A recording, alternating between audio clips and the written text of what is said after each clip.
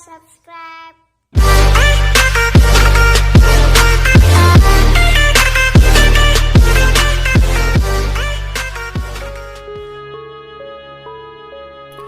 Sejarah Sawung Galing. Suatu peristiwa diceritakan terjadi pertengahan tahun 1686. Rombongan Adipati Surabaya Raden Mas Jayangrono yang menunggang kuda singgah di wilayah pinggiran Kadipaten Surabaya, yakni di desa Lidah Wetan. Waktu itu kawasan ini masih berupa hutan dan daerah rawa-rawa yang tidak begitu jauh dengan aliran sungai Kali Brantas. Saat tiba di desa Lidah Wetan itu, sang adipati berhenti di depan rumah kepala desa Lidah Wetan, Wangsadrana. Raden Mas Jayangrono yang didampingi penasehat Kadipaten Surabaya yaitu Aryo Surodirejo masuk dan beristirahat di rumah kepala desa itu. Sedangkan pengawalnya tetap berada di luar bersama warga desa sembari memberi makan kuda-kuda yang sebelumnya mereka tunggangi. Saat jamuan makan siang, Adipati Jayangrono dan Aryo Surodirejo dilayani anak sematawayang kepala desa bernama Rara Blengo yang berusia 19 tahun. Melihat perawan desa yang diperkenalkan Kades Wangsadrana sebagai anaknya membuat hati Jayangrono bergelora. Kebekuan hati selama 4 tahun menduda ditinggal istrinya yang meninggal dunia benar-benar mencair. Bahkan memanas Paman Aryo Surodirejo dan Kades Wangsadrana yang melihat pandangan mata sang adipati bisa menebak gejolak hati Raja Surabaya itu. Kendati terbayang almarhumah istrinya yang sudah melahirkan 5 orang putra, namun hasrat untuk menjadikan anak gadis Kades Wangsadrana sebagai pendamping hidupnya tak terbendung. Kegelisahan sang adipati dipahami oleh Wangsadrana dan Aryo Surodirejo. Tetapi Wangsadrana berpura-pura tidak tahu dan pergi keluar rumah. Saat itulah Jayangrono menyampaikan hasratnya kepada Aryo Surodirejo untuk meminang Rara Blengo sebagai calon istrinya. Singkat cerita, lamaran sang adipati Jayangrono yang serta-merta itu disampaikan dengan senang hati oleh Aryo Surodirejo kepada Wangsadrana yaitu kepala desa sana. Dengan perasaan hati gembira tetapi ragu-ragu menghadapi situasi itu yang mendadak itu, akhirnya Wangsadrana meminta izin untuk menyampaikan kepada anaknya. Rara Blengo benar-benar terkejut menerima informasi dari ayahnya. Namun setelah diberi pengertian dan status adipati yang sudah 4 tahun menduda, Rara Blengo menerima pinangan itu.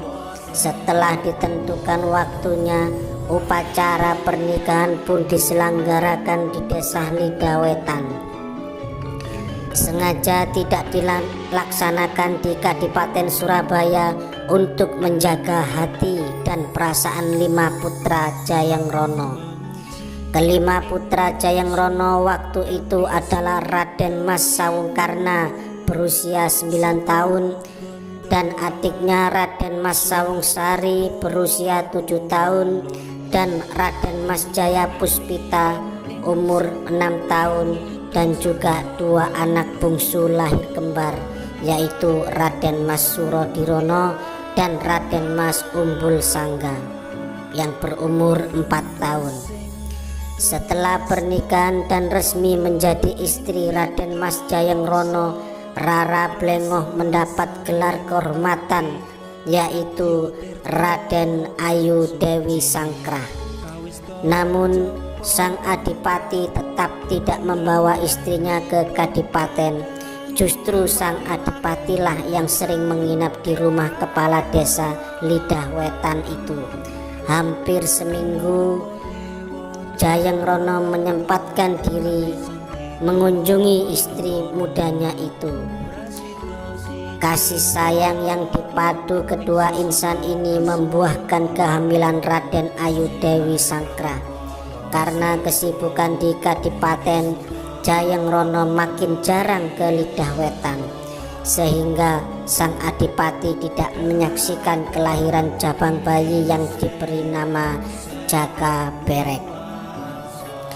Nah, andai kata dibuat sebuah hitung-hitungan secara normal berdasarkan masa-masa berseminya cinta Jayeng Rono dengan Raden Ayu Dewi Sangkra, maka diperkirakan tahun kelahiran sang bayi yang kemudian dikenal dengan nama Sawunggaling itu adalah tahun 1687. Pada zaman itu, keadaan situasi membuat kesibukan Jayeng Rono sebagai adipati Surabaya luar biasa.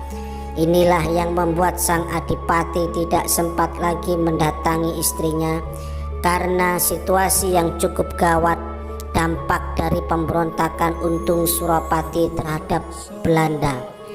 Situasi ini berdampak buruk bagi Surabaya.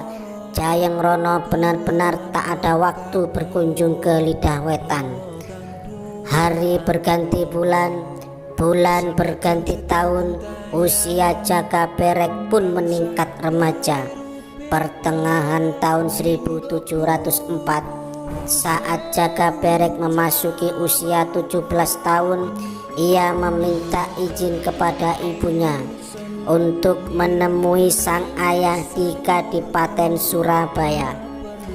Melihat kesungguhan hati si anak, maka kakeknya Wangsadrana berusaha meningkatkan ilmu dan kemampuan Jaka Berek.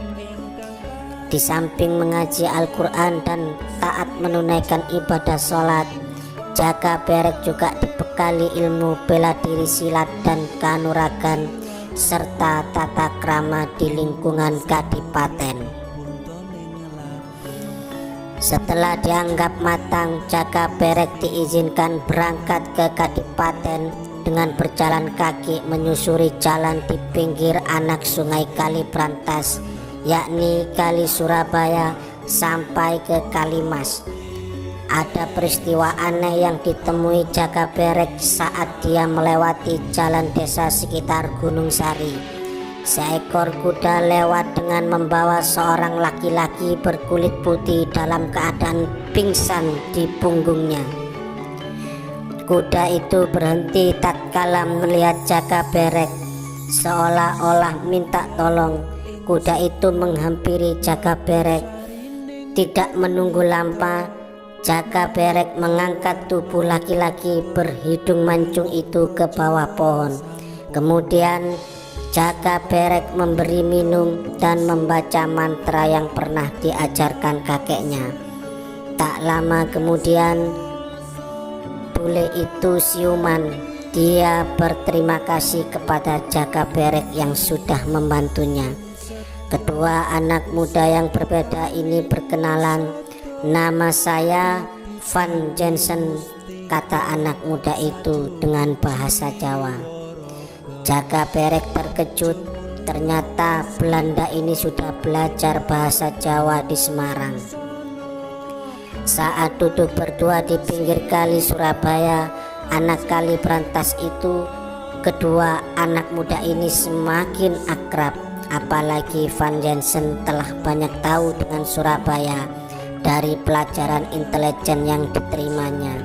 Van Jensen ternyata perwira muda yang sedang mengikuti wajib militer dari negaranya. Sebelum ke Indonesia, mereka sudah dibekali pengetahuan tentang daerah tujuannya. Menurut Van Jensen, dia bersama 3 temannya diutus ke Surabaya untuk menemui Adipati Jayeng Rono. Tetapi saat berada di sekitar Lamongan, mereka diserang warga setempat Mereka dikeroyok, namun Van Jensen berhasil menyelamatkan diri. Namun mendekati Gresik, dia sudah tidak kuat menahan sakit akibat pentungan. Saat berada di punggung kuda itulah dia tidak sadarkan diri. Ternyata kuda yang membawanya bertemu dengan Jaka Berek. Kendati tujuannya sama, yaitu sama-sama menuju Kadipaten Surabaya dan juga sama-sama akan menghadapi Adipati Jayengrono. Tetapi Jaka Berek tidak memberitahu tujuannya. Setelah saling bersalaman, Van Jensen pamit untuk meneruskan perjalanan menuju Kadipaten. Dengan menunggang kuda, tidak lama kemudian Jaka Berek juga berjalan menyusuri Sungai Kali Surabaya. Ia berjalan terus sesuai petunjuk, berjalan menyusuri Sungai Kalimas. Jaka Berek akhirnya sampai juga di alun-alun Contong, tidak jauh dari Kadipaten. Di sana ia duduk-duduk dengan melepaskan lelah sembari memberi makan ayam jago yang dibawanya. Ayam jago itu diberi nama Si Galing.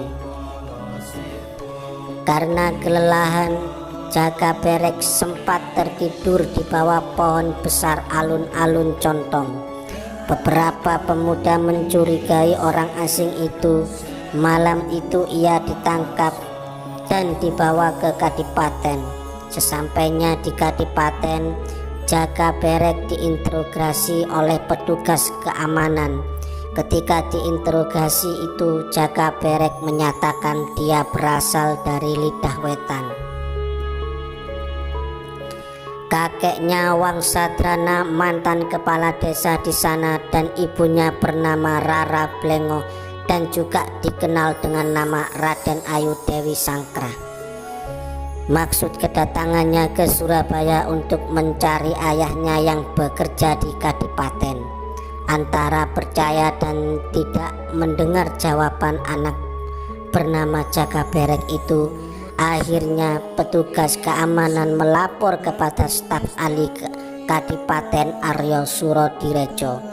Melihat pancaran sinar dari wajah Jaka Berek, Aryo Surodirejo terhenyak.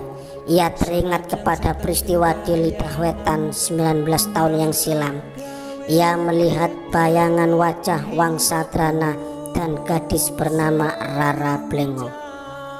Tanpa berpikir panjang, Aryo Surodirejo melapor kepada Adipati.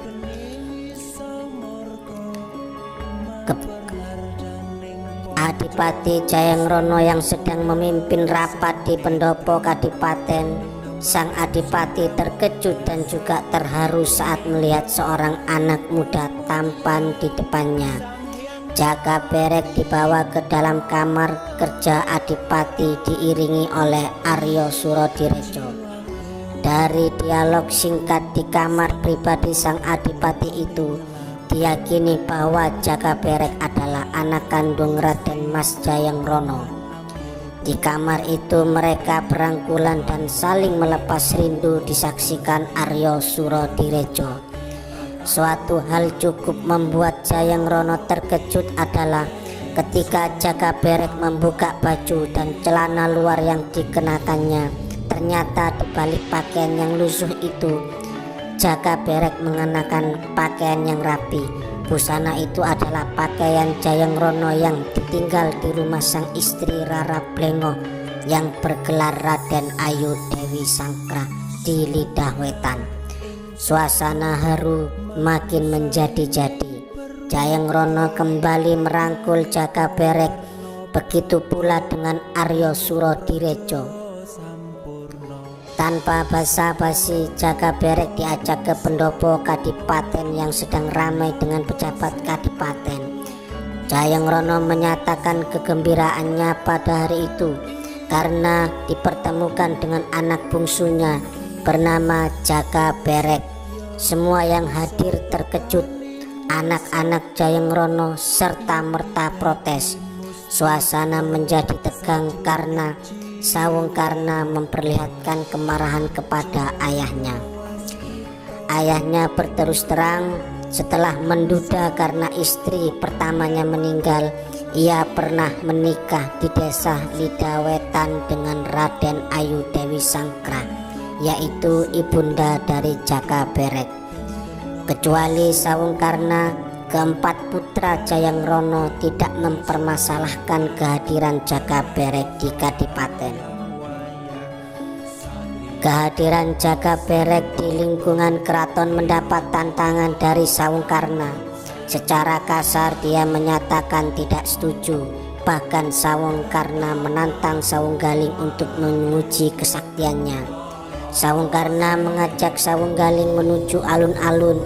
Dia mengatakan, kalau engkau benar-benar anak Ramanda Adipati Jayang-Rono, buktikan kesaktianmu. Sawunggaling hanya diam.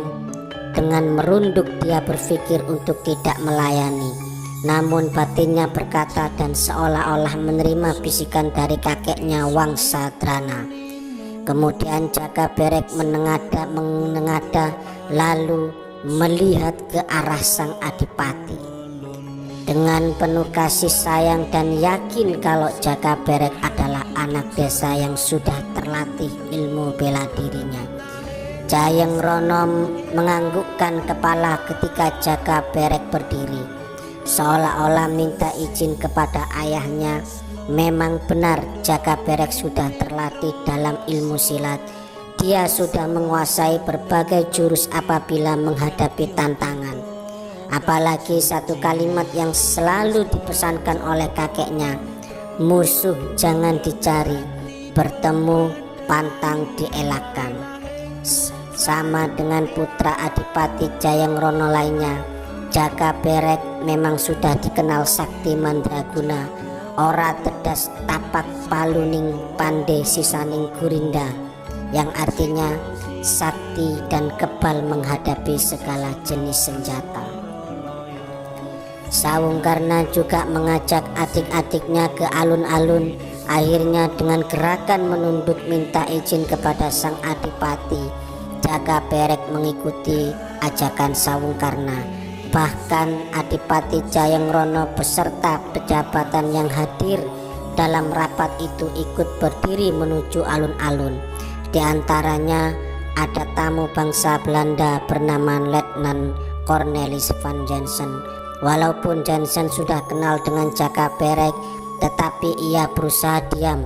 Hal yang sama juga terlihat dari sikap Jaka Berek ketika melihat Van Jansen yang ternyata benar-benar menjadi tamu ayahnya. Perkelahian satu lawan satu antara Sawungkarna dengan Jaka Berek berlangsung seru. Akibat kemarahan Sawungkarna yang memuncak, ia lepas kendali. Berulang kali pukulan dan tendangannya dielakkan oleh Jaka Berek. Justru di sana Sawungkarna terjerembab. Beberapa kali Sawungkarna berusaha memukul, tetapi ia bagaikan memukul angin. Dalam sekejap saat Sawungkarna lengah, Jaka Berek berhasil menangkap tubuh Sawungkarna dan mengunci gerakannya. Dalam keadaan terjepit itu, Sawungkarna minta tolong kepada adik-adiknya. Adik-adiknya hanya diam saja, takut serba salah. Namun saat adik-adiknya mendekat untuk membantu, Jaka Berek bergerak cepat.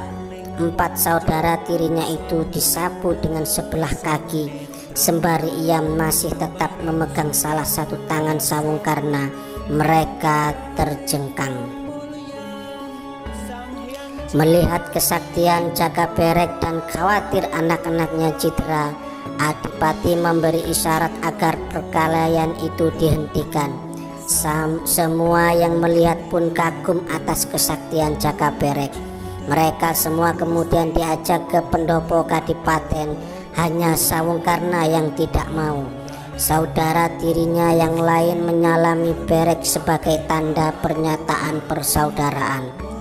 Sore harinya di Pendapa Kadipaten Surabaya diselenggarakan acara pengangkatan secara resmi Jaka Berek menjadi putra keenam Adipati Jayang-Rono. 4 saudara tirinya itu ikut menyaksikan kecuali Sawungkarna. Mungkin karena malu ia tidak menampakkan dirinya sama sekali. Pada upacara di sore hari itu secara resmi Jaka Berek mendapat kehormatan menggunakan nama dan gelar Raden Mas Sawunggaling. Setelah hidup di lingkungan kadipaten, peran Sawunggaling dalam jajaran pemerintahan semakin matang. Ia pun sering mendapat tugas pemerintahan dan mewakili Adipati Jayengrono dalam berbagai rapat dan pertemuan resmi, baik dengan staf dan penjabat kadipaten maupun dengan Raja Kartasura di Surakarta, serta dengan utusan kompeni Belanda. Kemudian pertengahan tahun 1715 Adipati Jayengrono merasa sudah tua karena usianya lebih 70 tahun. Suatu hari Adipati mengirim surat kepada Susuhunan Pakubuwono I di Surakarta. Isi surat itu meminta pertimbangan pencarian penggantinya sebagai Adipati Surabaya. Jayengrono kesulitan untuk memilih salah satu di antara 6 anaknya. Apalagi di antara anaknya itu belum ada kesepakatan. Bahkan ada 2 anaknya, Raden Mas Sawungkarna dengan Raden Mas Sawunggaling selalu bertentangan. Mereka berdua tidak pernah mau bekerja sama. Setelah membaca surat dari Adipati Surabaya itu, Susuhunan Pakubuwono I berunding dengan patihnya Raden Mas Nerangkusuma. Akhirnya diputuskan untuk menyelenggarakan sayembara berupa lomba memanah dengan panah pusaka kerajaan bernama Gendewo Sakti. Tanpa kesaktian tidak mungkin seorang mampu mengangkat busur, apalagi menarik tali busur untuk meluncurkan anak panah menuju selembar Cinde Puspita. Siapa yang berhasil memenangkan lomba ini akan diangkat menggantikan Adipati Jayengrono selaku penguasa di Surabaya. Tidak hanya itu, sang pemenang juga berhak menjadi menantu Susuhunan Pakubuwono I, mempersunting bendara Raden Ayu atau Bra Pembayun, putri bungsu penguasa Keraton Kertasura. Pada tanggal 17 Agustus 1715, lomba memanah dengan menggunakan pusaka kerajaan Mataram yang bernama Gendewo Sakti siap dilaksanakan. Dalam suatu upacara yang diikuti 30 peserta yang berasal dari 17 kadipaten di tanah Jawa. Mereka adalah putra para adipati yang masih bujangan, termasuk putra Adipati Jayengrono. Disaksikan Susuhunan Pakubuwono I yang duduk di panggung kehormatan didampingi putri bungsunya Bra Pembayun dan Patih Nerangkusuma serta petinggi kompeni Belanda. Setelah 25 peserta maju dan berupaya melaksanakan lomba, semuanya gagal. Tibalah giliran putra-putra Adipati Jayengrono, dimulai dari bungsu Raden Mas Umbul Sanggo, kemudian Raden Mas Surodirana, kemudian Raden Mas Joyo Puspito, kemudian Raden Mas Sawungsari, dan yang terakhir Raden Mas Sawungkarna. Semuanya pun gagal. Akibat ulah dan kelicikan Sawungkarna, memang Sawunggaling tidak diikutkan dalam rombongan Adipati Jayengrono. Kendati demikian, Sawunggaling menyusul dan mendaftar pada giliran kedua. Ia menyamar dengan menggunakan nama Pangeran Menakludra, kesatria dari ujung timur Pulau Jawa, sebagai putra keturunan Adipati Blambangan. Menakjingga, Sawunggaling dengan berpakaian kesatria dan mengenakan topeng maju ke tengah gelanggang. Dengan tenang, pemuda yang menyamar dengan nama Pangeran Minakludra itu mengangkat busur dan memegang anak panah. Berbeda dengan peserta sebelumnya, Minakludra memberi hormat dengan membungkuk kepada pejabat di panggung kehormatan. juga kepada para penonton yang berdiri di tribun umum. Yang lebih unik lagi, kalau peserta sebelumnya setelah mengambil busur dan anak panah dengan berdiri tegak lalu mengarahkan bidikan ke Cinde Puspita, tidak demikian dengan Minakludra atau Sawunggaling. Dia mengambil posisi duduk bersila, kemudian dia membidik tali pengikat Cinde Puspita yang tergantung pada ketinggian 17 meter dengan jarak 45 meter. Seolah-olah tidak merasakan berat busur pusaka Mataram itu, dia menarik tali busur yang sudah dipasangi anak panah. Dengan mata terpejam, anak panah dilepas dan tepat mengenai tali pengikat Cinde Puspita. Kain selendang warna merah putih itu melayang ditiup angin dan jatuh persis di pangkuan Minakludra. Tepuk tangan dan sorak-sorai membahana memuji keterampilan anak muda yang mengaku dari ujung Blambangan Banyuwangi itu. Patih Nerangkusuma berdiri dan dengan suara penuh wibawa berteriak. Suasana menjadi hening. "Hai Pangeran Minakludra, tunjukkan wajahmu sebenarnya. Kami sudah mengakui kemenanganmu. Ayo silakan maju ke sini," ujar sang patih sembari melambaikan tangannya. Pemuda yang mengaku Pangeran Minakludra itu berdiri dan dengan langkah tegap ia mendekati panggung kehormatan. Sesampainya di depan para tamu yang duduk di panggung kehormatan, anak muda yang mengaku bernama Minakludra itu membuka topengnya. Adipati Jayangrono yang duduk di samping Susuhunan Pakubuwono I benar-benar terkejut, begitu juga rombongan dari Surabaya lainnya. "Mohon ampun Gusti Patih, hamba sesungguhnya adalah Sawunggaling, putra Ramanda Adipati Jayangrono," katanya terbata-bata menghadap kepada pemimpin upacara Patih Nerangkusuma. Antara terkejut bercampur gembira, Adipati Jayangrono menyatakan rasa bersyukur karena yang bakal menjadi penggantinya bukan dari luar Surabaya tetapi adalah putra dan darah dagingnya sendiri. Setelah Sawunggaling berada di mimbar utama, Patih Nerangkusuma mengumumkan bahwa pengganti Adipati Jayangrono sebagai Adipati Surabaya adalah Raden Mas Sawunggaling. Raden Mas Sawunggaling kemudian dinobatkan menjadi Adipati Surabaya menggantikan ayahnya Raden Mas Jayangrono. Selesai upacara prosesi pengukuhan itu, Raden Mas Sawunggaling mempersiapkan diri untuk mengikuti upacara sakral berikutnya, pernikahan dengan Bendoro Raden Ayu Pembayun. Pesta pernikahan itu tanggal 17 Agustus 1715 dilangsungkan di Kraton Kartasura. Upacara dipimpin Patih Nerangkusuma dan dihadiri para adipati dan tokoh masyarakat dari berbagai daerah di Pulau Jawa dan perwakilan petinggi Kompeni Belanda.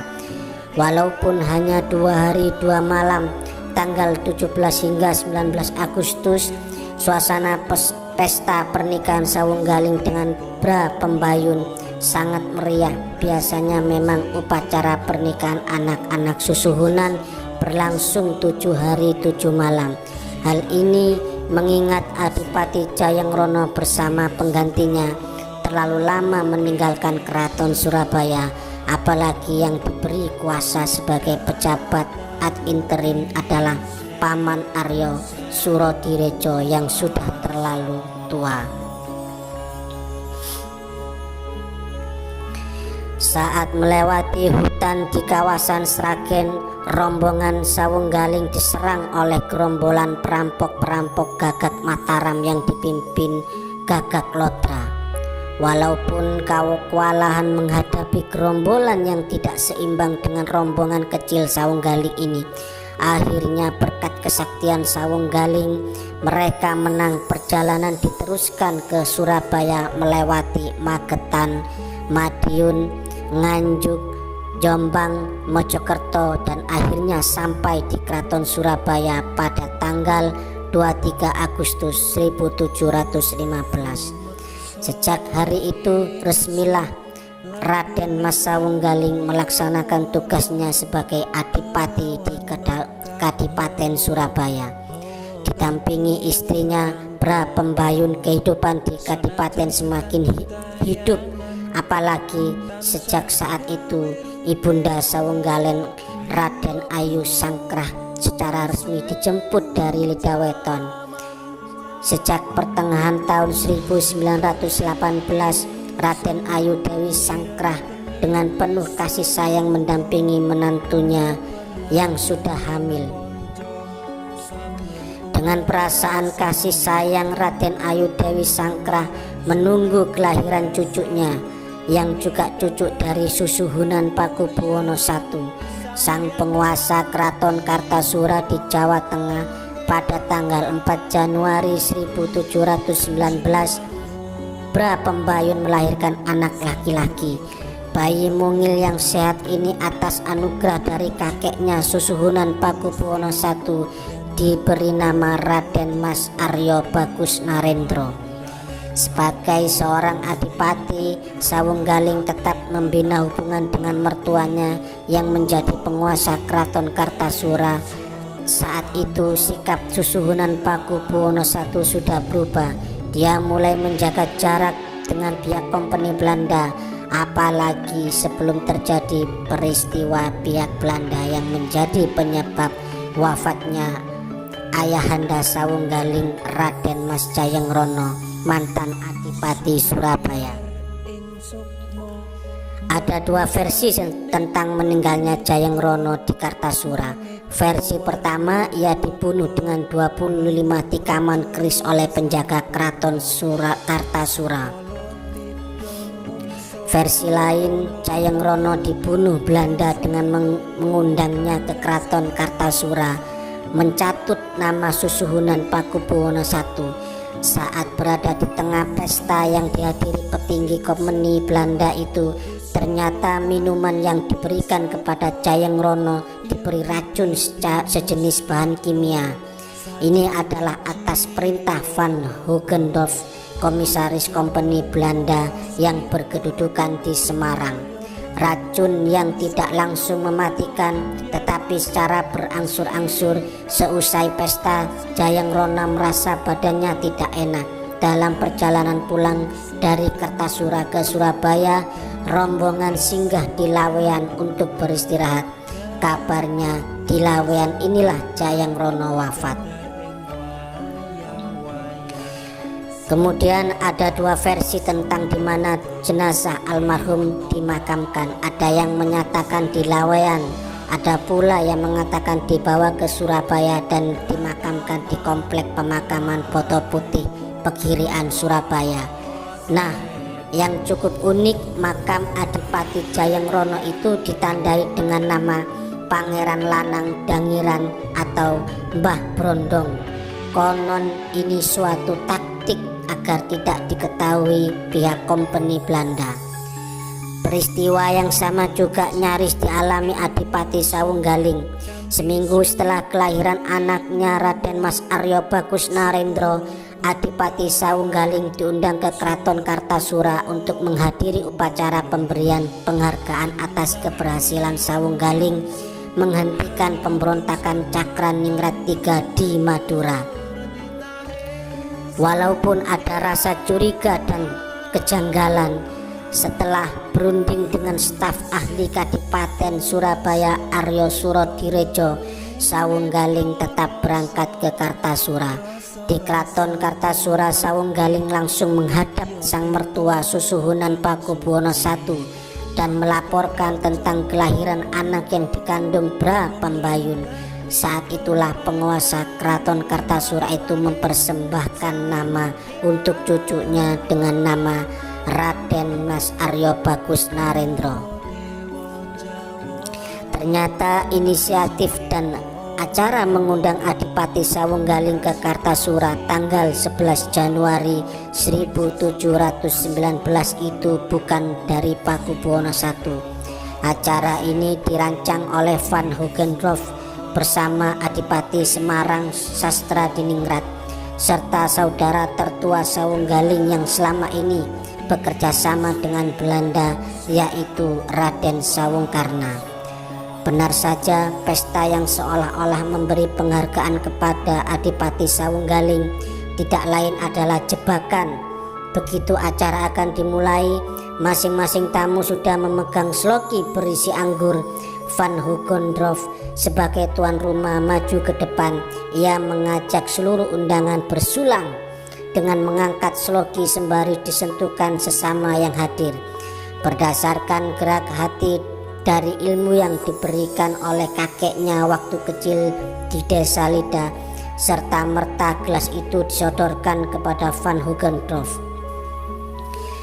Dengan suara terbata-bata setengah berteriak, Sawunggaling menyodorkan gelas kecil itu kepada Van Hogendorf. "Hai Van Hogendorf, kamu licik. Ayo kamu yang minum isi gelas yang saya pegang ini," bentakan Sawunggaling sembari menyodorkan ke dekat mulut Van Hogendorf, membuatnya terkejut. Wajah komisaris Belanda itu merah padam dan merasa dipermalukan. Apalagi perbuatan jahatnya memberi racun pada minuman Sawunggaling terbongkar. Merasa dipermalukan, Van Hogendorf setengah berlari masuk ke sebuah ruangan. Di sana ia mengambil pistol dan kembali ke ruang utama menuju Sawunggaling dengan mengarahkan moncong pistol yang siap tembak. Begitu jari telunjuk Hogendorf memegang pelatuk, seorang perwira muda Belanda bernama Van Jensen melompat ke tengah antara Sawunggaling dengan Van Hogendorf. Suara pistol itu menyala.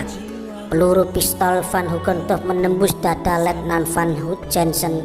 Saat melihat Jensen terkapar, Van Hogendorf kembali mengokang pistolnya. Bersamaan dengan itu, dengan gerak refleks Sawunggaling mencabut keris dan menghunuskan ke dada Van Hogendorf. Setelah menembus jantung Hogendorf, keris itu langsung dicabut. Hal yang tidak diduga itu membuat Van Hogendorf limbung dan terjerembab dekat tubuh Van Jensen. Para petinggi kompeni Belanda yang hadir berlarian meninggalkan ruangan untuk menyelamatkan diri.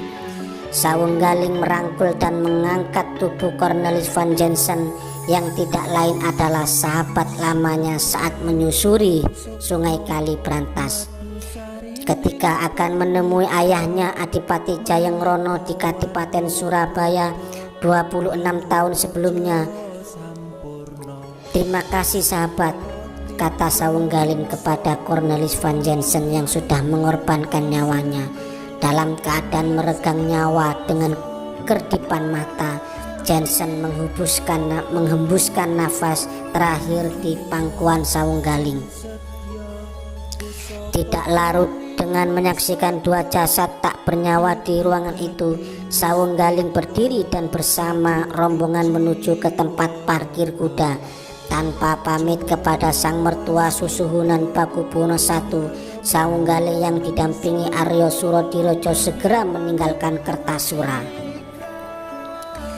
Kemudian sesampainya di Surabaya, Adipati Sawunggaling benar-benar menaruh dendam kepada kompeni Belanda.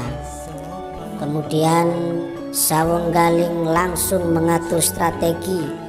Adipati mengumpulkan para pejabat pemerintahan Kadipaten Surabaya untuk menghadapi segala kemungkinan. Benar saja, kematian dua perwira Belanda di Kertasura itu membuat Gubernur Jenderal Belanda di Batavia Hendrik Swardekrun marah besar. Ia langsung mengangkat Peter Spilman sebagai pengganti Van Hogendorf. Saat itu juga ia mengeluarkan surat perintah untuk menangkap Sawunggaling. Walaupun berduka atas mangkatnya Ingkang Sinuwun Susuhunan Pakubuwono I tanggal 13 Maret 1719, Sawunggaling maupun Bra Pembayun terpaksa tidak bisa menghadiri upacara pemakaman di Kartasura. Kalau datang ke sana pasti ditangkap Belanda. Gerakan Belanda untuk menggempur Kadipaten Surabaya sudah terdengar. Pasukan Belanda juga sudah bergerak menuju Surabaya dari Batavia melalui darat dan laut. Tidak kurang selama 4 tahun terjadi peperangan dengan pihak Belanda di beberapa tempat di sekitar Surabaya. Belanda memang belum mengerahkan pasukan yang banyak, hanya upaya melakukan gertakan dan intimidasi. Kadipaten Surabaya yang meliputi Surabaya, Sidoarjo dan Gresik, kemudian meluas ke Mojokerto dan Lamongan. Pasukan yang disebut Laskar Sawunggaling dipimpin oleh Raden Mas Umbul Sangga, kakak tiri Sawunggaling. Laskar ini berjaga di perbatasan Lamongan dan Mojokerto serta dari arah Madura. Jadi kekuasaan Adipati Sawunggaling waktu itu sama dengan wilayah Gerbang Kertosusilo, yaitu Gresik, Bangkalan, Mojokerto, Surabaya, Sidoarjo dan Lamongan. Kompeni Belanda waktu itu memang tidak hanya menghadapi Surabaya, tetapi juga pemberontakan yang terjadi di berbagai kota. Apalagi setelah Pakubuwono I mangkat, terjadi perebutan tahta. Juga di beberapa daerah memproklamasikan dirinya sebagai kerajaan sendiri dan bergerak melawan penjajah Belanda. Selain berhadapan dengan Belanda, beberapa kerajaan baru itu juga saling bermusuhan sehingga perang saudara tidak terelakkan. Adipati Sawunggaling berhasil menjalin kerjasama dengan pasukan laut Portugis pimpinan Kapten Laut Francisco Santos Rodrigues yang berada di Laut Jawa. Dalam pertempuran di sekitar Pelabuhan Sedayu Gresik, pasukan gabungan Laskar Sawunggaling dengan pasukan Portugis berhasil mengalahkan armada laut Belanda.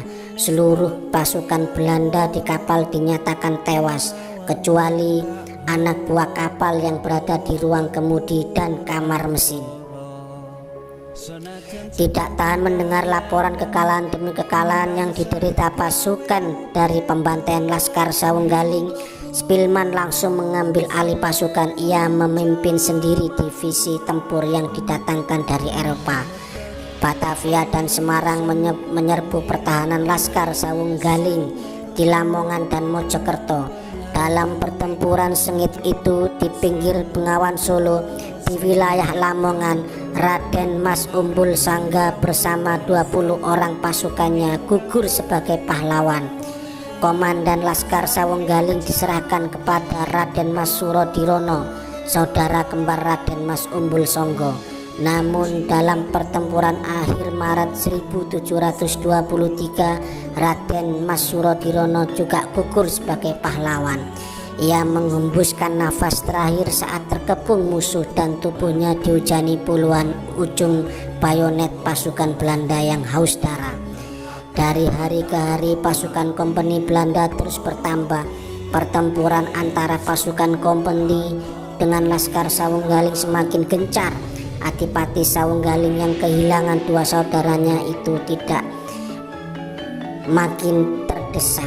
Ia berunding dengan staf ahli Kadipaten Surabaya, Aryo Surodirejo. Dalam serangan besar-besaran yang dilakukan pasukan Peter Spilman ke benteng Providentia, Adipati Sawunggaling yang memimpin sendiri Laskar Sawunggaling terkepung di sini. Disinilah akhirnya sang Adipati mendapat hadiah timah panas dari senapan pasukan Spilman. Anehnya tubuh Sawunggaling yang sempoyongan lenyap saat tersandar di dinding benteng. Konon beberapa prajurit setia Laskar Sawunggaling yang semula sempat menyembunyikan jenazah Sawunggaling kemudian melarikan jasadnya menuju desa Lidahwetan agar tidak diketahui Belanda. Sang Adipati dimakamkan malam hari di tanah kelahirannya berdampingan dengan kakeknya Wangsadrana alias Raden Mas Karyo Sentono.